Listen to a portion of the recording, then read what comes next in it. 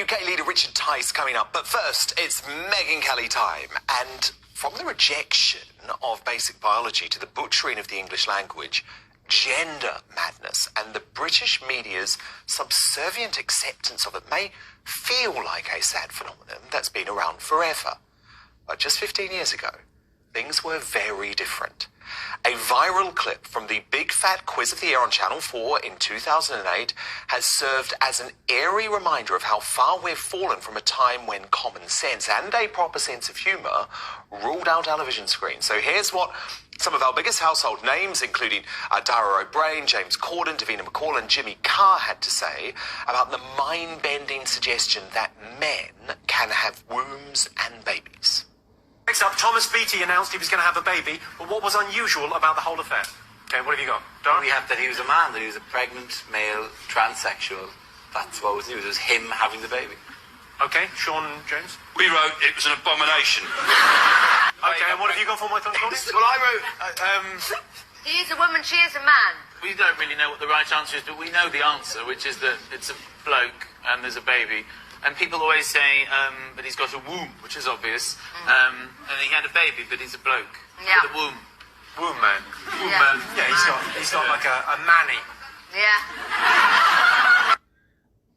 How times have changed. Meanwhile, across the pond, one of America's most famous broadcasters is now vying to fight back against the scourge of politically correct but scientifically incorrect language around the trans debate. Megyn, it is so great to have you back. You have thought a lot about this. I mean, I love the message on your T-shirt.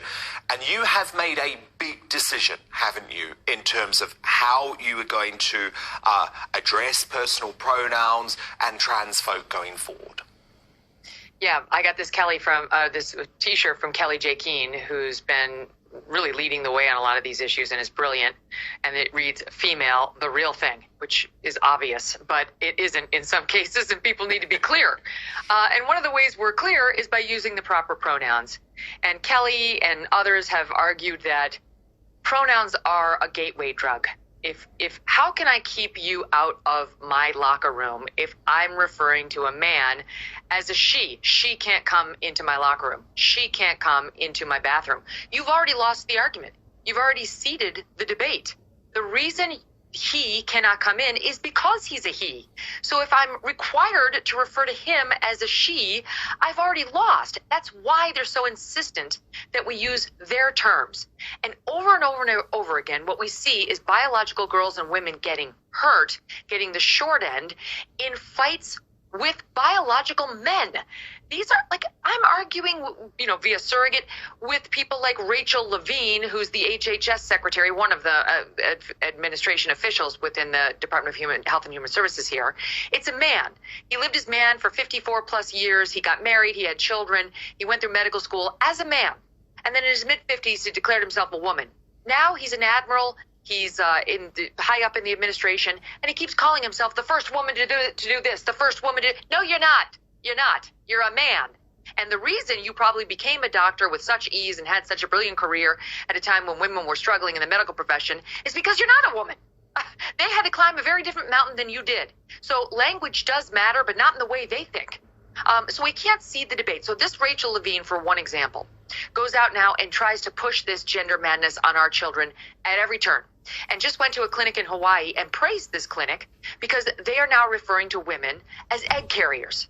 They are getting rid of the term women altogether, just egg carriers, to be inclusive.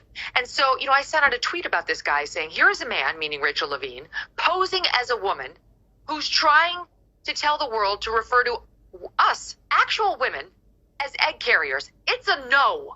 And then you get these left-wing reporters all over Twitter saying, look at how Megyn Kelly refers to trans people.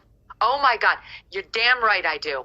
That Rachel Levine is a man, and he will not tell me how to refer to men posing as women trying to get into our spaces, or men posing as women trying to pretend that they can have babies. I will decide for myself what that language is, and I will stick to factual reality. Because the more I engage in taking that drug, right, that pronoun drug, the gateway drug, the less powerful my argument is, the less safe my daughter is, and I am, and my fellow women are. And until we find our strength and our willingness to speak out on this, we're going to keep losing. And isn't it interesting, Megyn, to see how celebrities who never used to think this have sort of taken the Kool-Aid, drunk the Kool-Aid on this, but deep down they don't believe it, do they? They just know that they will be cancelled if they don't express reality. And let me tell you something. So I was using the pronouns of choice, or proper pronouns, in my time at NBC. Early on at Fox, I figured, I don't, what's the harm? Okay, fine. It was such a small group. I didn't see the harm, as my long talking points memo a month or two ago said. But now we see the harm everywhere. Now this thing has exploded to a point where it's actually seriously damaging young girls and women across the globe. If you can't see the harm, you're blind. And so these celebrities who have, maybe they're like I was, maybe they just went along with it because it's like, seems kind of impolite. It's such a tiny number. Why be rude? We all know it's really a dude, but okay, he wants to call himself a she, whatever. I don't want to hurt your feelings. Well, it's not about their feelings anymore. It's about the safety of our daughters. It's about our spaces. It's about the integrity of the word woman and what it actually means. And if we don't fight for it, it'll be lost forever. And so those celebrities need to do what I did, I think, which is go back to reality. Kelly J. Keane came on my show and she urged me months ago to consider dropping the preferred pronouns, which I was still using relatively recently. And I was like, and you know what, Dan, as soon as I did it, I felt liberated. It was like, think of how you struggle when you look at who you know. I mean, let's take Caitlyn Jenner. We know that Caitlyn Jenner lived all of Caitlyn's life as a man. And I have nothing against Caitlyn Jenner. I think Caitlyn Jenner's been an ally on a lot of these issues. Yeah. But Caitlyn Jenner is, in fact, a biological man. And when you try to refer to Caitlyn Jenner as a she, you stutter. You stop. Your brain has to do some processing to get you to she because you know it's actually a biological man.